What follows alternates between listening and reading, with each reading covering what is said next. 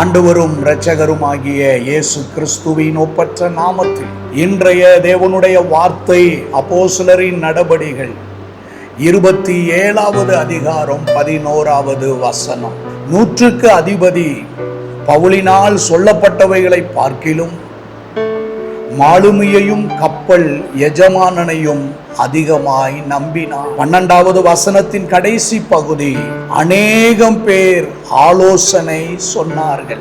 அப்போஸ்தலனாகிய பவுலோடு கூட 276 பேர் அந்த கப்பல் யாத்திரையிலே இருக்கிறார்கள்.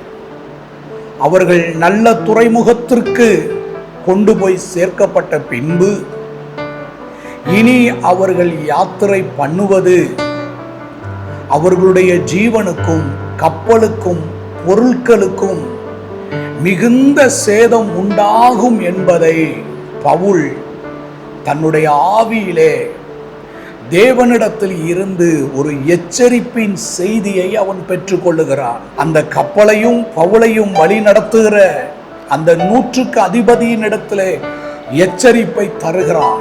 ஆனால் அந்த கப்பலை வழி நடத்துகிற 100க்கு அதிபதியோ அவன் பவுலினால் சொல்லப்பட்ட வார்த்தைகளை விட கப்பலையும் கப்பலுடைய எஜமானனையும் அவன் அதிகமாய் நம்பினான்.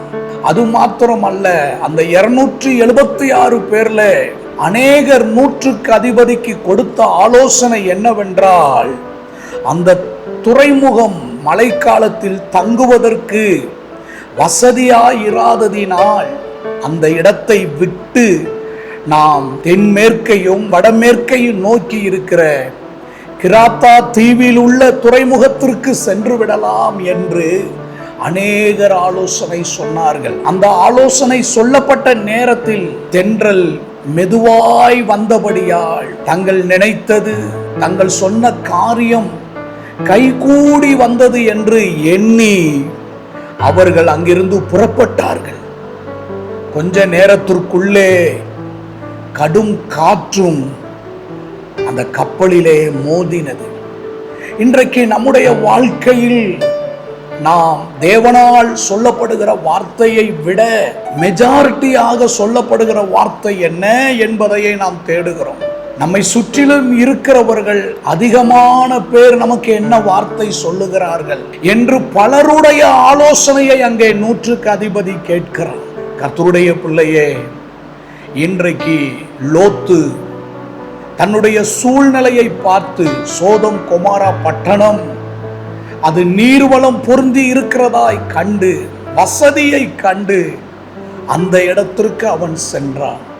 இன்றைக்கு அநேக நேரம் நம்முடைய வாழ்க்கையினுடைய கட்ட அமைப்பை நாம் சூழ்நிலைகளை பார்த்து, வசதி வாய்ப்புகளை பார்த்து, அது நமக்கு ஏற்றது என்று உணர்ந்து நாம் அநேக நேரங்களிலே நம்முடைய காரியத்தை செயல்படுத்துகிறோம்.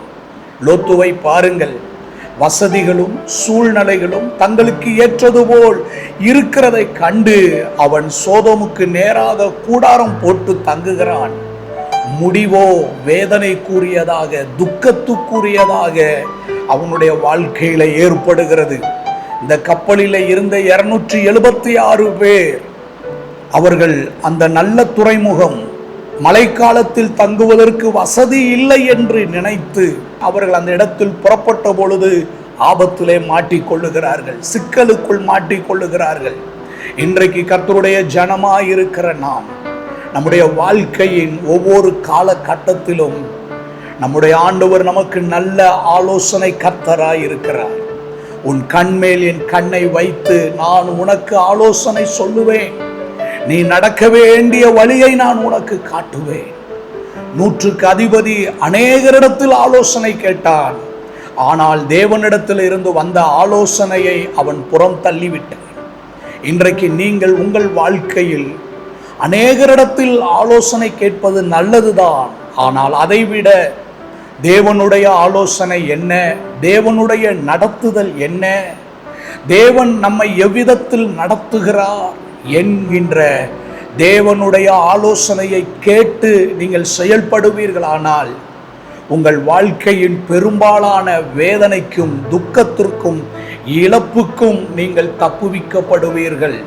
அன்றைய வார்த்தை சொல்லுகிறது, நான் உனக்கு புரோஜனமாயிருக்கிறவை போதித்து உன்னை நடத்துகிற உன் தேவனாகிய கர்த்தர் நானே என்று உங்களை நோக்கி அநேகர் ஆலோசனை சொல்லலாம். உங்கள் குடும்பத்திற்கு, உங்கள் ஊழியத்திற்கு, உங்கள் நிகழ்காலத்திற்கு, உங்கள் எதிர்காலத்திற்கு. எல்லா ஆலோசனையை விட கர்த்தருடைய ஆலோசனையை சார்ந்து கொள்ளுங்கள்.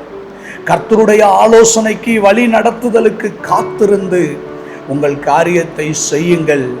உங்கள் காரியம் ஆசீர்வதிக்கப்படும். காரிய சித்தி கர்த்தரால் உண்டாகும். எக்காரணத்தை கொண்டும் தேவனுடைய ஆலோசனையை புறம் தள்ளி மனிதர்களுடைய ஆலோசனைக்கு செவி சாய்க்காமல் உங்கள் ஆத்துமாவை நீங்கள் காத்து கொள்ளுங்கள்.